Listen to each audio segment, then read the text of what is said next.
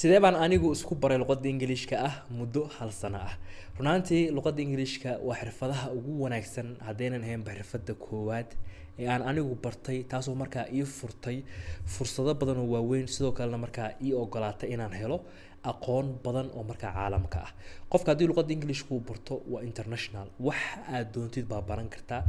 cidda markaa aad doontid baa la xiriiri kartaa oo aad information ka heli kartaa.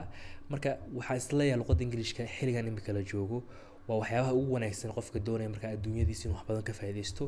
inuu barto. Marka muuqaalkan waxaan doonayaa inaan idinla wadaago aniga 5 qodob oo markaa ani ahaan ii fududeysay inaan luqadda Ingiriiska si fiican u barto. Marka waxaa laga yaabaa adigana in ay kula noqoto 1 ama 2 qodob haddii aad ka hesho inaad wax ka faa'iideysato. Soo dhawaada. Waxaan doonayaa muuqaalkan inaad noo sii like gareysaan, inoo share gareysaan, sidoo kale platformskeena hadaa ku cusub tahana waxaan kugu dhiirigelinayaa inaad kusoo biirto. Soo dhawaada markaan isla eegno. Aniga luqadda Ingiriiska waxaan ku dhex jiray muddo ka badan 20 sano oo waxaan ka bilaabay waxbarashadeedii grade 1 ilaa jaamacadeedii heerka labaad waxaan ku baranay luqadda Ingiriiska. Laakiin problemka jirta waxa weeye luqadda Ingiriiska waan ku dhex jiray in badan, waxaan ku soo bartay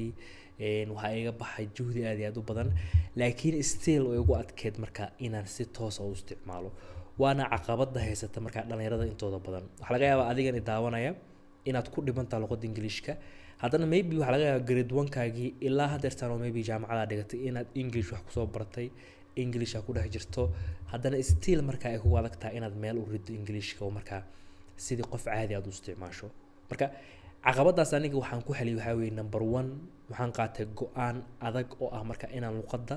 aan u barto sida ugu saxsan aan u baran karayo. Imika luqadda waa noola dhigaa every sanad walba iskuulka qofku dhigto halkaas oo English ku jira. Jaamacadda English waa lagu dhigtaa, meel kasta English waa lagu dhigtaa, maybe private oo u gashay koorsooyin baa iibsatay. Laakiin caqabada ugu weyn anigu waan arko waxa weeye in dadku markaa aynan mas'uuliyad dheeraad iska saarin inay bartaan luqadda. Haddii luqadda ka noqoto waan baranayaa ama waan doonayaa waan iska rabaa inaan barto, way adag tahay inaan barto. Marka waxaan kaa doonayaa inaad horta marka hore go'aan adag yeelato oo marka ay ka go'naato inaad luqadda barato. Number 1 waa taa. Qofka haddii uusan go'aan adag yeelanin wali wax uma hagaagayaan. Qodobka labaad ee aniga aadka ii caawiyo waxa weeye waxaan xoogga saaray markaa inaan adkeeyo ama si fiican u barto waxa loo yaqaan vocabulary-ga. Waxaan dadaal badan geliyay inaan maalin kasta kororsado markaa kelmado cusub oo aan Englishka ku baranayo. Waxaa la yiraahdaa luqadda Englishka waxay ka kooban tahay ilaa 180,000 oo kelmadood, laakiin 180,000 oo kelmadood waxaa 80% si maalinle ah loo isticmaalaa 1000 kelmadood. Haddii 1000 kelmadood aad xifdido, at the same time aad garanayso micnahooda, at the same time aad sii garanayso context-ka ama qaabka loo isticmaali karayo, luqadda in badan meel baad dhigtay. Marka isku adkee vocabulary-ga si fiican u barato. waa inaad kelmad kasta garanayso waxa ay tahay xifdis kaliin wax matalaya waa inaad fahamsantahay wax loo isticmaalo maybe kelmadaha qaar baa laga yaabaa Englishka in hal kelmad ay dhowr micno kala duwan samayso marka waan inaad barataa kelmadaha qaababka loo isticmaalayo qodobkan waxa uu la jeedaa isku day inaad vocabulary wanaagsan leedahay oo kelmado badan oo kala duwan isticmaali karto waliba kunka kelmadood ee lagu isticmaalka badan luqadda isku day inaad barato talaabada saddexaad ee anigu waan qaaday ee aadkay ugu dhiirigelisay markaan luqadda si fiican u barto waxa weeye waxaan ku dadaalay inaan fahamkayga luqadda kordhiyo waxaan xasuustaa bari waxaa jirtay nin dhalinyaraha guriga deganaan jirnay wuxuu daawan jiray ninka filimada aniguna xiisan jiray filimada inaan daawado filimada af English ku baxa laakiin waxay ugu adkaan jirtay inaan fahmo maybe waxa laga yaabaa ninka anagu filimka soo daawan inuu maanta dhan qoslo asaga oo wax ka qosolsiyo filimkii ku jiraan laakiin aniga markaa iska fadhiyo meesha waxba aan ka fahmin kadib waxaan qaatay go'aan ah in laptopkayga aan kusoo shubto filimo fiican kadib filmaanta subtitles aan u sameeyo kadibna markaa subtitle-ka aan joojiyo filimka markaan akhriyo waxyaabahan ka fahmi waayay markaa inaan mobilkayga ka search gareeyo kelmadda macnaheeda marka xitaa heer waxaan gaaray anigoo isticmaalaya aqoonta aan u leeyahay teknolojiyadda in aan anigu fasiro kelmadaha for example imika filmaanta markaa soo degsato waxaa la socda file la yiraahdo SRT so SRT-ga inta badan waxaa ku qoran subtitle-ka filimka so file-ka haddii aad ku furto computer-kaaga ama text document ama code editor-ka waxa awood u leedahay marka kelmadaha inaad dib u eegi karto ama aad bedeli karto ama aad kala soo dhex bixi karto ayagoo la akhrin karayo heerka baan gaaray xitaa in kelmadaha xagga aan ka soo dhex sooco kadibna marka aan fahmo kelmadda sidoo kalena waxyaabaha aadka igu fududeeyay fahamkayga inaan kor u qaado waxa weeye joogteynta markastoo aad buug akhriso oo buugaagta Englishka xoog saarto xalaga buugga koowaad akhriso inaan 99% aan waxba ka fahmin buugga ku xig sidoo kale laakiin hadhow waxay imaan doonto markaad dadaal gelisana kelmadaha qaar aad qorato inaad fahamto waxyaabaha qaar sentence sidee u socdaan in markii dambe markaa buwaagtu micno ay ku sameyn doonaan laakiin waa wax kaaga baahan practice badan waa in aad filimada sidaa u joogtaysa daawashadooda waa inaad daawataa barnaamijyada youtube ka soo baxa podcastyada waa inaad ku dhex jirtaa youtube marka daa gashid program walba af english ku baxa subtitle automatic buu leeyahay hadaa captions wax loo furto marka waxay ka mid tahay waxyaabaha marka